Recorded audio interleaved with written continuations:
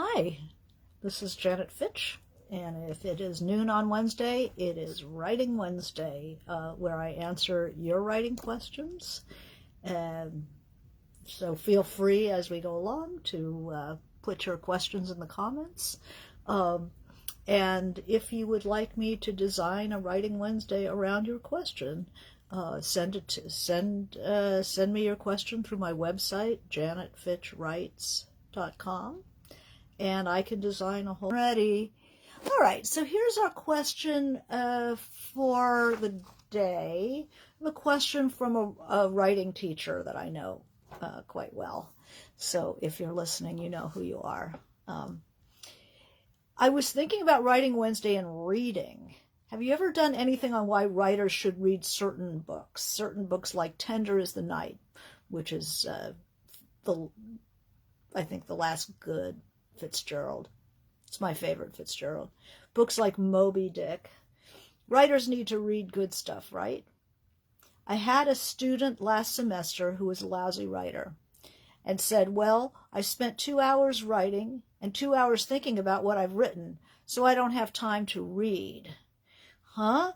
I said, you want to get better, you better be reading. I was nicer than that, but when I have a student who says this month I will read a novel, I think, huh? What? One novel in a month? Okay. So we're going to look at different aspects of reading as writers.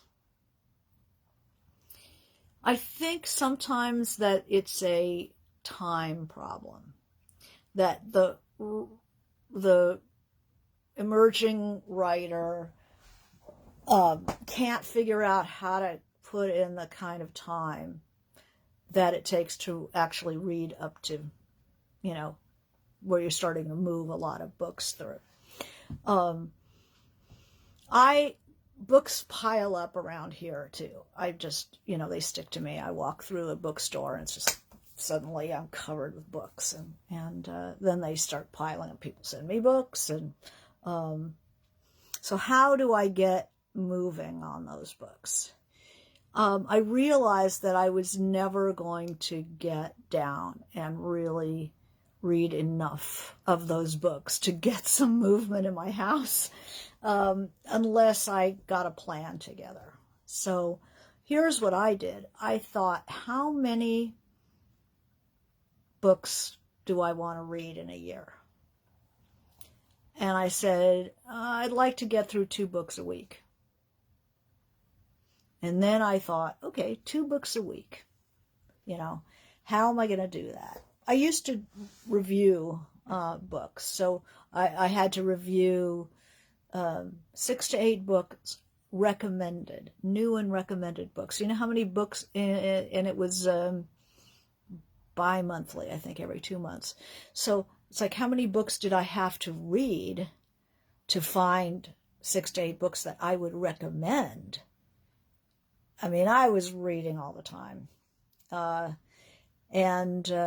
But lately I had been kind of getting lazy and not paying enough attention to how much I was reading. So first we'll talk about finding time, and then we'll talk about some other issues. So finding the time.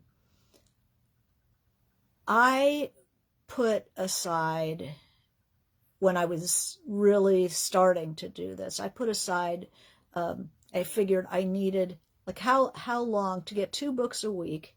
How much did I have to read? How many pages? How fast did I read? Well, it depends on how hard the book is, right?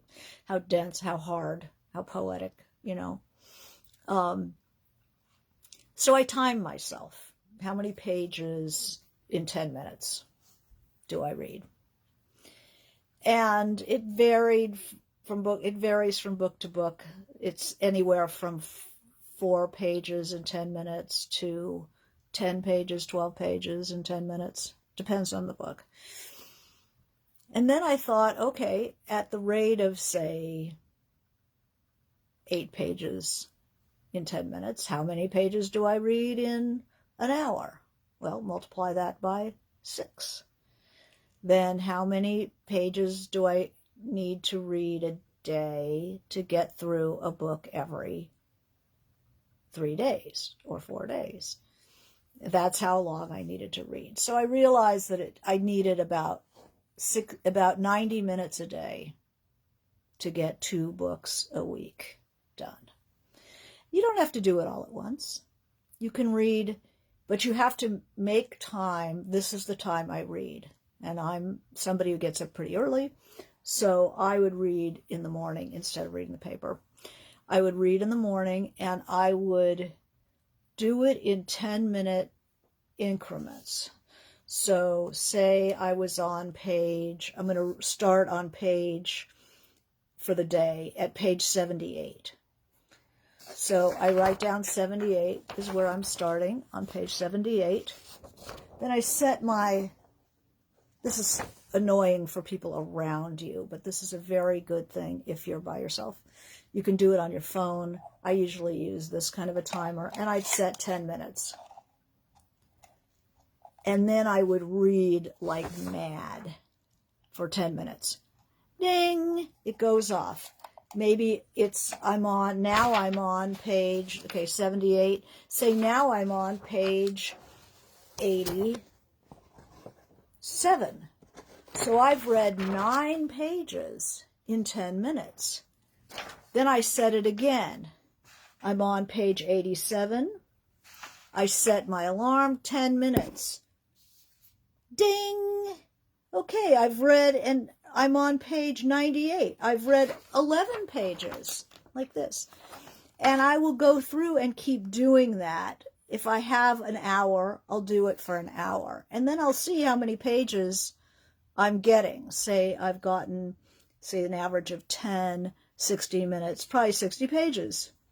And then I see how long the book is, and it gives me an idea of how much I'm going to get. I try to pick up 90 minutes. But what's nice about using this timer system is it keeps you focused.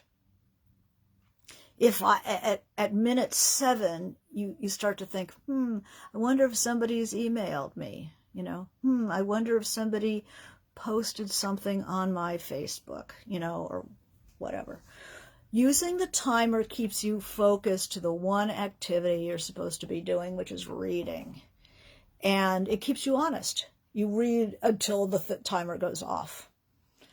And it also, some of us are kind of competitive. It's why these online games that give you a certain amount of time are so compelling.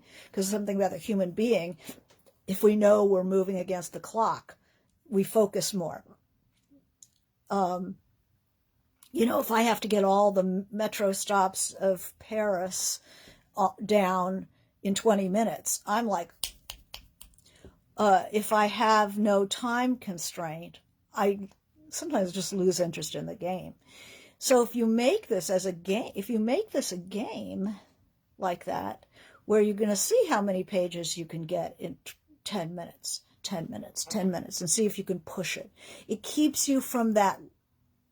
This is not pleasure reading, like on the beach, you're reading, you fall asleep, you look around, this is writer reading. This is focused reading. It builds your brain. It builds your ability to focus.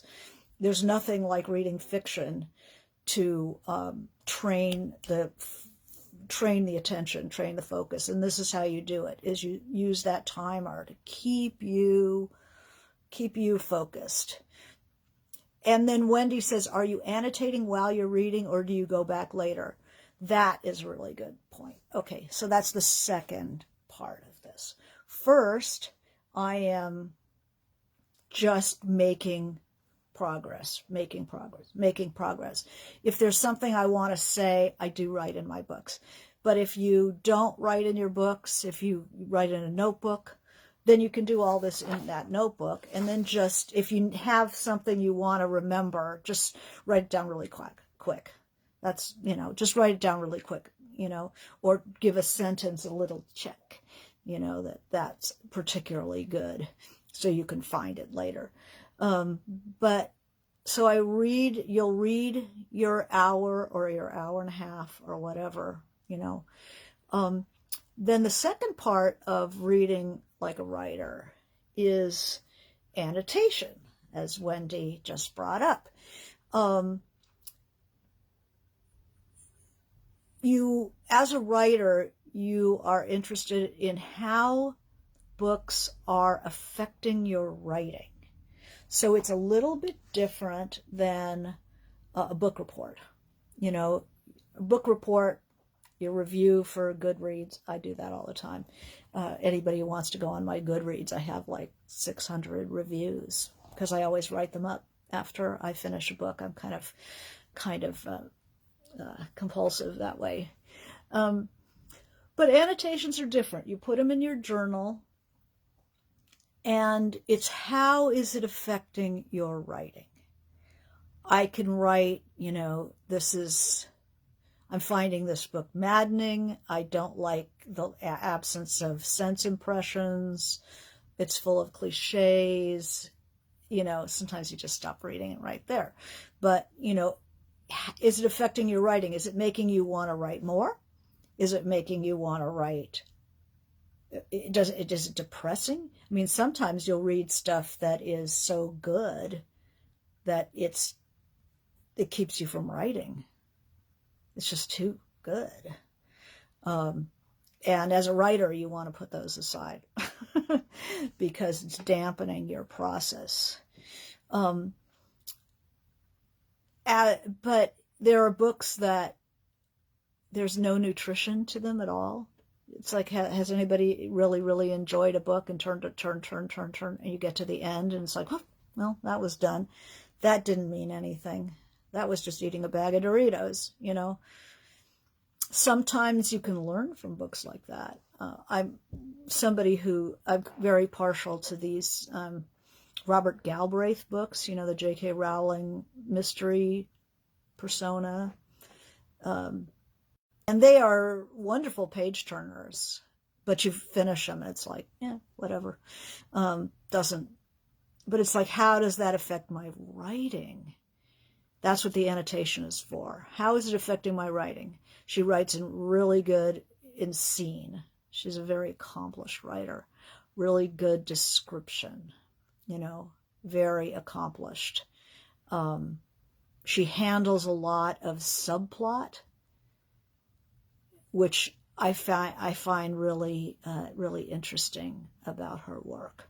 So I put what interests me about them. So that is the purpose of the annotation, is gives you time to think about writing and how, like, what would you do, what wouldn't you do, what you like, what you don't like, it sharpens your critical ability to not to describe it like a reviewer, but to, what are you going to, is there anything we're stealing there? I don't mean plot. I don't mean character. I mean the way it's written. Are you inspired? What is inspiring about it? So it's examining your kind of emotional reaction, because there are books that I just will read to get ramped up about writing. They make me want to throw down the book and write. And there are books that are so good that they, I just can't write at all because they're so good. I can't. It makes me feel like I can't do anything. You got to notice that. And then there are books that just waste your time, you know. I mean, they're good reads. And there's nothing wrong with a good read, but take the time to figure out what makes them compelling, because they obviously don't, the parts are more than the sum with those books. They're fun to read while you're reading them, but they don't last. They don't linger with you. So it's interesting to think about what makes you turn the page. And then what is it that makes you not, when you close the book, it's sort of a disappointment. It's like, okay, that's all it was. Took a lot of time. So if you're going to read like a writer, generally the best thing is to read things that are going to feed you as a writer. And you can notice it while you're reading. I don't give a lot of time to a book that I don't think is very good, that's not feeding me, unless I'm been assigned or there's some reason that I'm reading it, because I don't want to waste time. How old are you? 6? I don't have that kind of time to read bad books. I want to be inspired. I want to read things that show me a way of writing that I might not have thought of, a way of being that I might not have thought of, characters. Something is being nurtured by the reading of that book. It's when to stop thinking about such inspiring lines in a book and go back to just enjoying a book. I don't do that. I'm always aware. As a writer, I am always aware of whether I'm reading something that I admire, and that what is it that I'm admiring. I never just sit back and read it. Yeah, maybe I do. But I'm aware that I'm doing it, and that's not my major purpose, and it's certainly not the purpose of this writing teacher who is trying to teach their emerging writer the value of reading, and reading in quantity. A book a month, that's 12 books a year. I mean, that's that's not a writer. That's not a writer, and it's not a real reader. A real reader, I mean, at least a book a week. You should be able to knock off a book a week. I was trying 2 a week. That's more of a challenge. But a book a week, you should be able to do that in, reading half an hour a day of concerted reading, maybe 45 minutes. But I do want to, as writers, we don't read the same way as civilians. Regular readers are just reading for pleasure. And the things you're doing that are really special, the reader will not always notice consciously the richness of the language, the richness of the description, the delight of a really good line. They might not think about it consciously, but it adds to the pleasure of the book. Absolutely does. So the question here is, writers need to read good stuff. Yeah. I mean, everybody wants to read some drivel on occasion. You're not feeling good, kind of low energy. But as writers, ours is a different story than the story of the conventional reader. Because we want to find good books that feed us, that broaden our understanding of what's been done, what you like, what you don't like. A writer who doesn't read is somebody who's like running on fumes. They're running on books they read as children. They're running on movies, TV. They're not really stoking the fire. Literature is a conversation that's been going on for, a couple thousand years. And you're joining this conversation as a writer. You're saying, I have a voice too. I know what's being said. I can join the conversation here. Somebody like this student can't join the conversation because they don't know what's been said. Often people will think that they're being very innovative when in fact they're doing something that was done in the 18th century or 19th century with they don't know that they're repeating something and not as well. The idea is to know, and then you can make choices. And so it's like, should writers read certain books? I think that there are certain books that are just stellar. You know, why would you miss out on your civilization's other people's civilization? You know, why should you miss out on the great things that have been done? You know, I want to be a painter, but I've never really looked at other people's paintings. You really want to be a painter? You just like painting, you know. You know, I think that people who really want to be writers need to be aware of, you know, the kind of where the Himalayas have been in the literature of various cultures. You know, it makes a rich soil. There's humus is the soil and hummus is the dip. You know, a rich humus to the soil is from reading all this stuff and not necessarily having studied it in school. I was a history major. I didn't study, you know, literature in school too much, maybe a little around the edges. But you want it to be there. You want to know, okay, that's what so-and-so did. That's what so-and-so did. This is how people push an ending to a book that maybe if I hadn't read that, I might have gone for a, you know, kind of a softer, more sentimental take on something. But once you've seen somebody really power through a tough book or tough ending, you know that the real honest response, then you can ask yourself, is that really what my people would do, or am I just being cheesy? If you've read like really good books that pushed their characters, then you say, well, God, you know, can I really sleaze out on this when, you know, some great writer has toughed it out to an honest ending?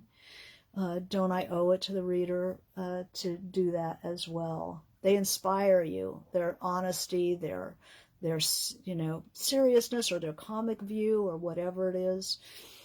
You wrestle with how to end something, and then you remember, oh yeah, you know, I remember reading One Flew Over the Cuckoo's Nest, and their protagonist died before the book was over, and then somebody else picked up the torch. You know, and sometimes you'll get to a point in a story or a novel and something, and you remember that, and it's like, oh yeah, that's the One Flew Over the Cuckoo's Nest ending, where you kill somebody off, but they've inspired somebody else to continue the fight. You know, and that's a very effective ending. If I hadn't read the book, I wouldn't have known that. So Jeff says, I feel poor at discovering this kind of masterclass works that I should be finding to help build my abilities. There are some classics. There's some classics that people don't read anymore. They've kind of fallen out of favor because they don't speak to the modern audience. So you have to figure out what do you want to write? What interests you? You know, you'll go with interest eventually, but to see, you know, I taught a point of view class, and I started with earliest point of view, which is somebody storytelling, and then these epics and Gilgamesh and blah, blah, blah. Maybe you don't want to like read too much of them, but you might want to take a look and just see what it looks like. And then the 18th century in English, you know, Tristram Shandy, and what are they doing? What is point of view? You know, so this is your annotation. It's like, what are they doing? What kind of interests me about this? I could make a list of, I have a list of books on I think it was Quora.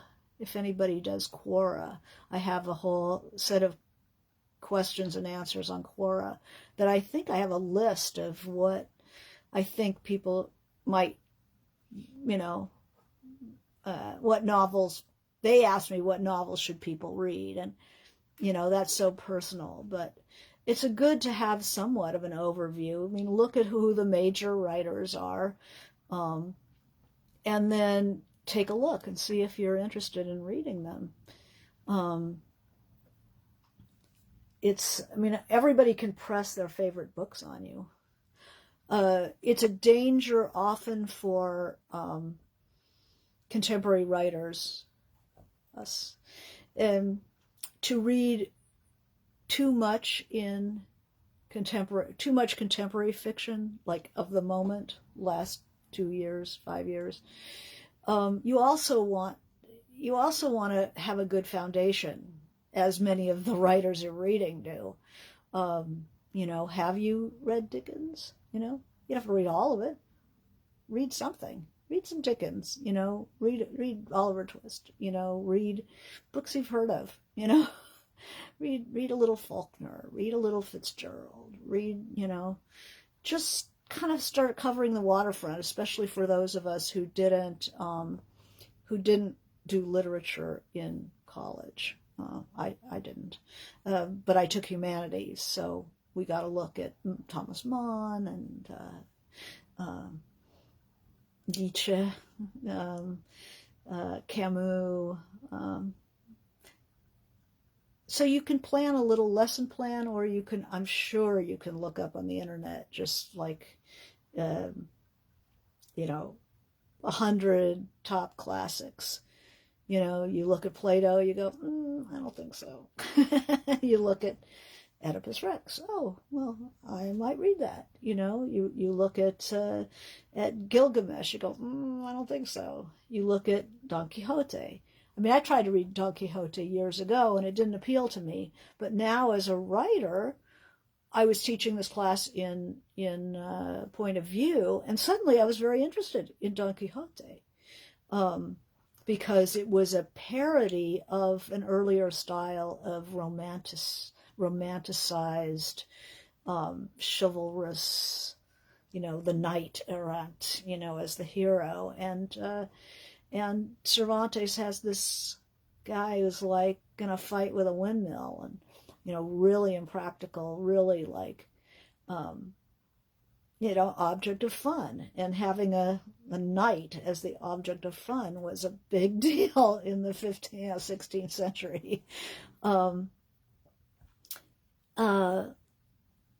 Jeff says, I feel like a few writers are popular and romanticized, but there's a ton of lesser known names that may be powerhouse artists and difficult to find. There's certain publishers, Dalkey Archive, New Directions, always really interesting stuff. So you want to look at the majors, and things come in and out of fashion, so look at whose list you're reading. 100 books you have to read before you die. There are, those lists are very peculiar, like my list on Quora, that's pretty peculiar, but it's peculiar to me. And I'm reading more and more and more, encountering, books I hadn't read before that were just fascinating, missed them, tried them as a younger person and didn't like them. And then revisited them as an older person, and discovering, how did I not get this before? So good. So different times in your life. I don't know how old this teacher's student is, but the student is a lousy writer. Okay. Spends 2 hours writing and 2 hours thinking about what I've written, so I don't have time to read. If this guy or woman, is it a man? I don't know. He said, if he spends 2 hours writing and 2 hours thinking about what I've written, he'd be better off taking those 2 hours he spends a day thinking about what he's written and read a book with a timer, and power through some books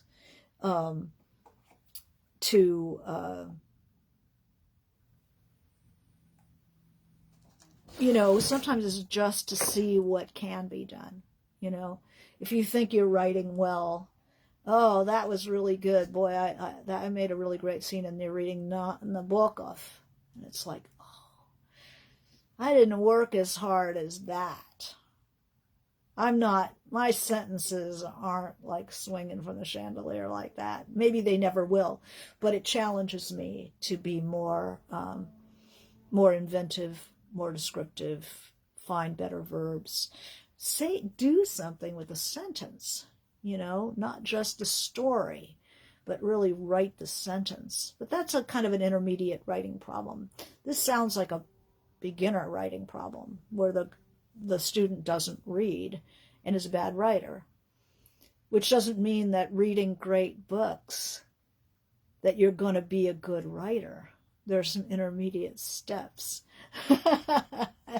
When I was a young person, I read the best books. I read everything. I read the best books. Wasn't reading too much contemporary literature. I was reading, but I read everything. I read everything from Stendhal to Lowry to Camus to Tolstoy. I was reading everything good. So different, all so different. But I wasn't pulling it apart. I wasn't making annotations. I wasn't thinking about how it was put together. I wasn't thinking about the beauty of a phrase,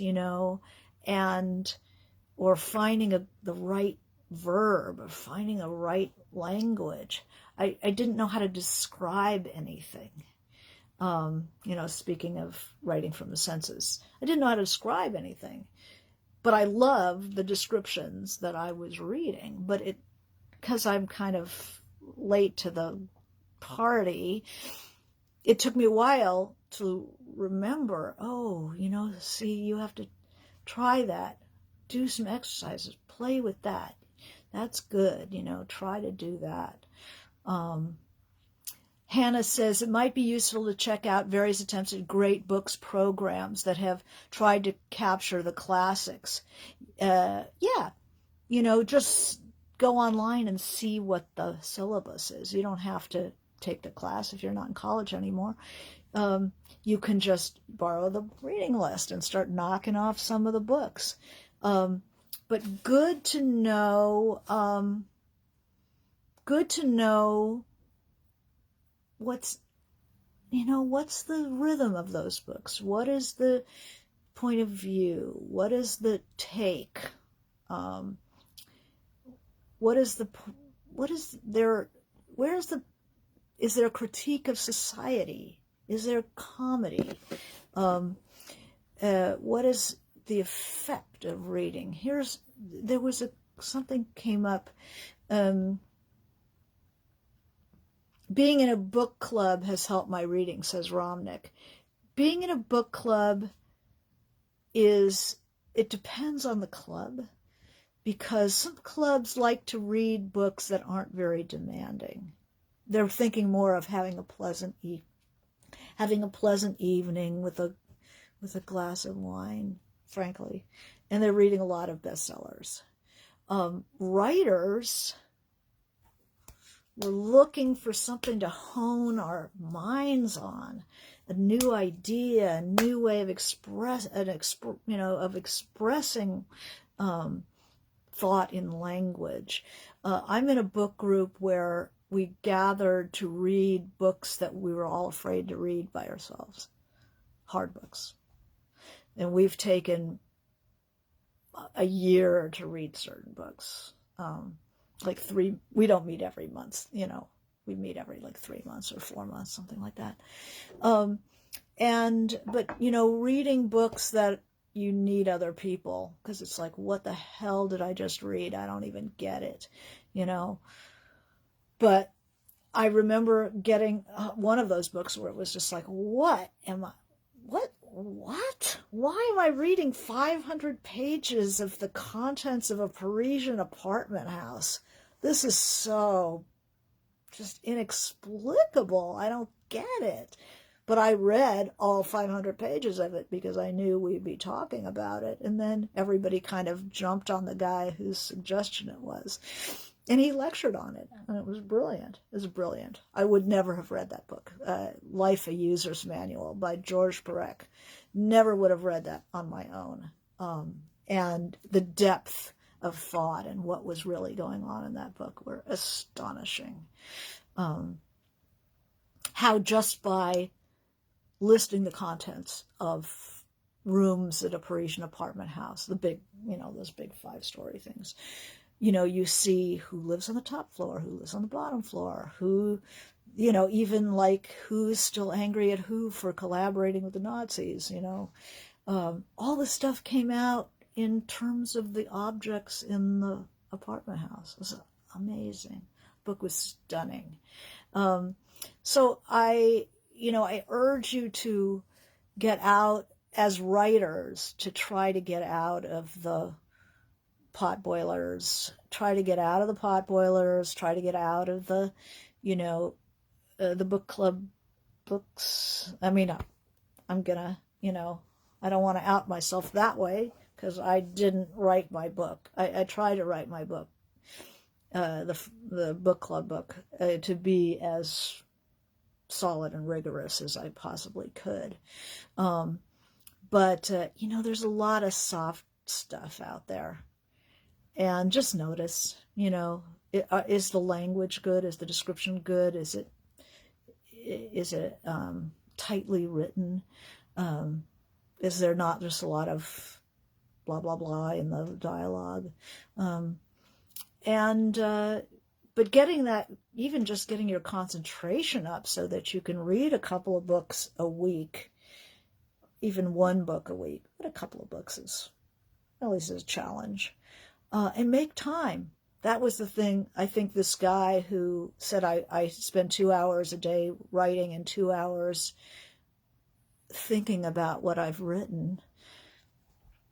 What? Stop thinking about what you've written. Use that time to read something and then go back to work the next day and you'll be thinking about what you've written. So it's a lot of it's time management. Most of life is time management. So Jeff says we all need to fight with a windmill sometimes. Wendy says, that she read Don Quixote while in Spain because of that point of view workshop. That's very cool. There's the question of the canon that came up. The writers who, the question of looking at these classics that are in the syllabus at schools like Reed and St. John's and University of Chicago. St. John's is the great books school, and Reed, where I went to, everybody takes the Renaissance, the Greeks and the Renaissance, and then you can go into modern humanities. Yeah, I don't think one should subtract from that canon. Some things will fall away. Some things that people thought were very important in their time, people don't read anymore. And, some of them are ripe to be rediscovered, re-energized, revisited. But I always think of adding to the canon, that you don't have to decide, do you want to read, Li Young Lee or Dos Passos? Why not just throw Li Young Lee in there, Ocean Vuong? There's lots of new stuff that is going to join the canon. It's going to be a lot more diverse. That it's not just going to be Greek, Latin, Western European, and then into the Americas. Now we're just opening, and we're reading stuff from, Africa, we're reading stuff from Asia, we're reading stuff from everywhere, because there's great writing everywhere. So I'm just add it, but don't weigh yourself down with stuff you can't learn from. It's like you want to play tennis with somebody slightly better than you because you'll learn so much. So here's librarian Hannah says her librarian, Nguyen McKeon, leads an excruciatingly intimidating book club that just finished Swan's Way and meets online. Very cool. Very cool. Yeah, we read Proust in the first one. And that was interesting, just even what translation. A lot of stuff in translation right now. It's a really good time for books in translation. Translators are, Americans in particular, do not read a lot of literature from other countries. And this is starting to change. My bookstore now has a bookcase that's just books in translation. It's right near the cash register. So as you're standing in line, it's like, here's all these, oh my God, books in translation. It's a beautiful time for translation. There's a woman named Emma Ralt who translated a book that's up for all kinds of prizes called something like This Post has to be deleted. It has a word like that. This post was deleted. I think she's Swedish or German in translation. Way worth reading. I'll have to pull that up. So books in translation.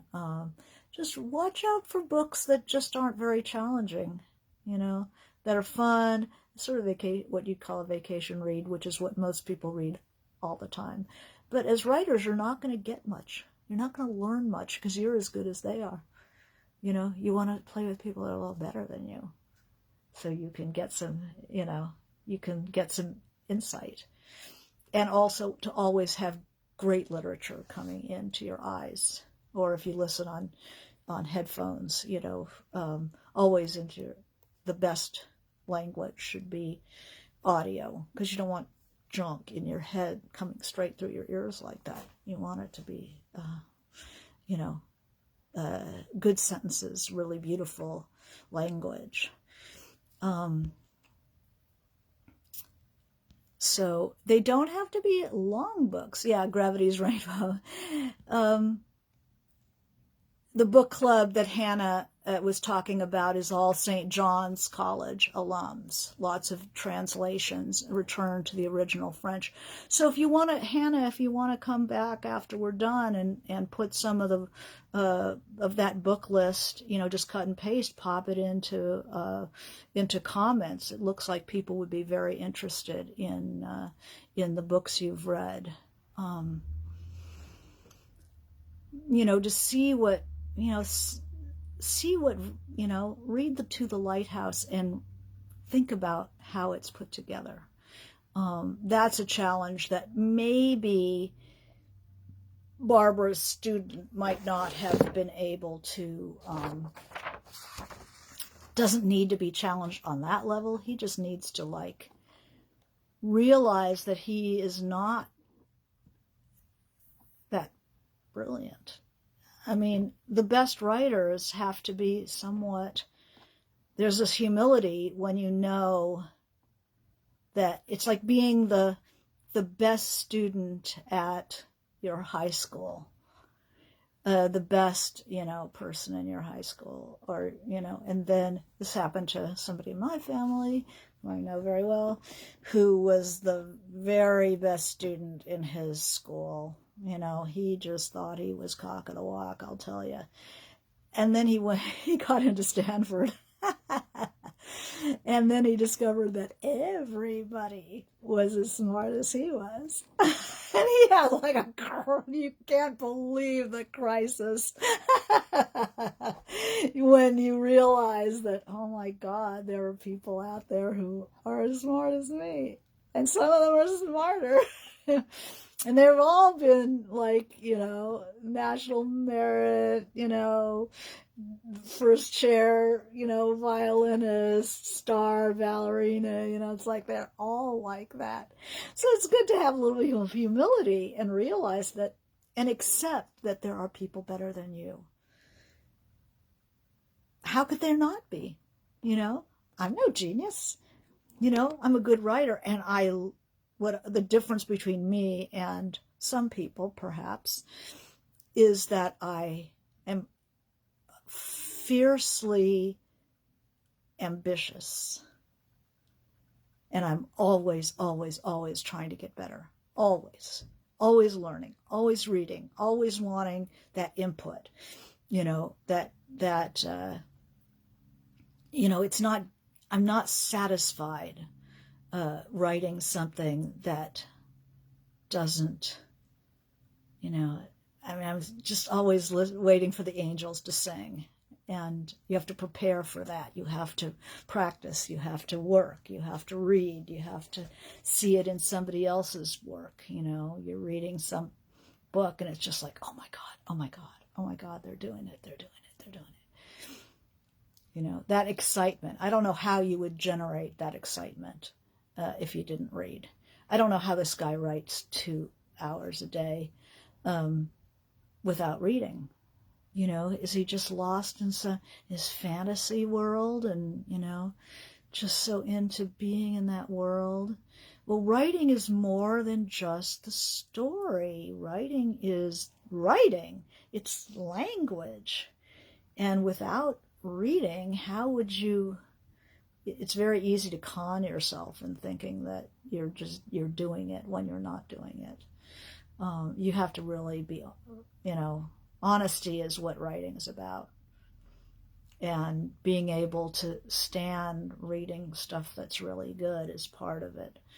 Although if you find it's keeping you from writing, like I read at one point, I was in the middle of these massive, in the middle of Marina M. Very tough book to write. That was a really tough book to write. And I'm in the middle of that, and I pick up a book called The May Trees by Annie Dillard. It was very short. It's like 150 pages. Beautiful. Oh, the language, the way she's able to unfold a story about this small group of people. It was so beautiful that I became paralyzed. I couldn't write at all. It's like I'm writing this big story of the Russian Revolution, big, emotional, historical novel. And here she's written this 150-page thing that's just this little crystalline thing. And it's like, that's what I should have been doing instead of this. I just can't. I can't write. I'm just going to go to bed and put the pillow over my head. And I had to put that book aside because I couldn't afford to become paralyzed. I was in the middle of battle. Art is, if art is a war, writing the Russian books was a battle. And I couldn't afford to go to bed with a pillow over my head. I had to stay in the trenches, hacking away. And sometimes just like the clouds parted and the angels would sing. But if I'm lying in bed with a pillow over my head, that's not gonna happen. So I had to, I came back after I finished the book and read The May Trees, and it's a beautiful book. But I can't write like that. I just am inspired by it. It's not that I'm going to imitate. I'm just inspired. So anyway, this is a very good time for me to wrap it up. Thank you very much for watching. And yeah, if you have one of those really great book lists, go ahead and put them in the comments anytime. Everybody would love to see those. All right, so wishing you good reading, good writing, good summer. Hug a tree and tell me what it feels like. Do your sense impressions while it's so beautiful out. And we'll see you next week for Writing Wednesday. Thank you.